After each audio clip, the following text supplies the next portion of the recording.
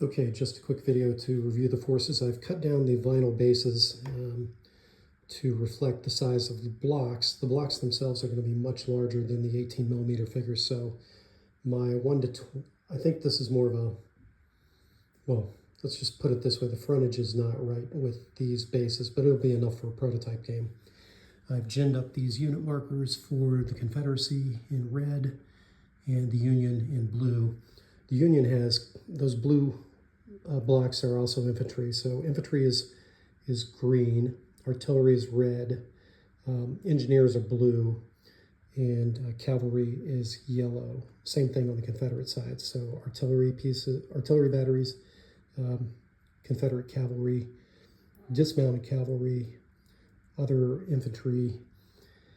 If you look at the status of forces, so everything over here is all the Confederacy has to put on the board, whereas over here is everything the Union has to put on the board. And also I had ginned up these minis for the unit commanders. I had already painted these saddle blankets gray and blue, so it just worked out that I had 2 spare horses here for the commanders and chiefs. And then I've also got these unit standards. So there's one, here's another one. And then on the Union, or on the Confederacy side, I've got those standards with the dismounted cavalry and one of the infantry units.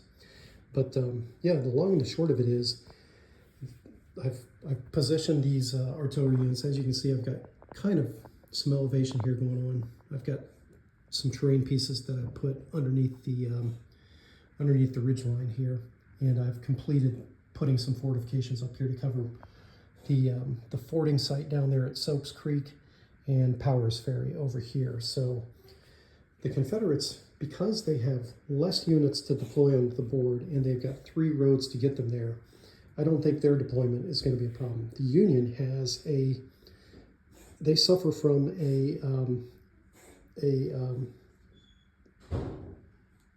decision point, right?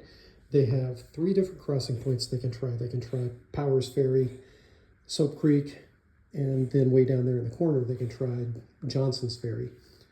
Their road network is pretty constrained. They can initially only use those 3 roads coming on.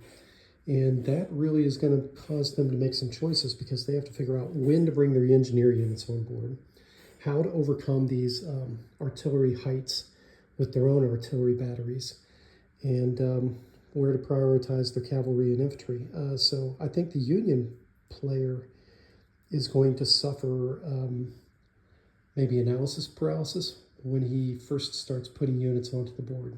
I don't know. I'll see. Anyway, that's where it's at this morning.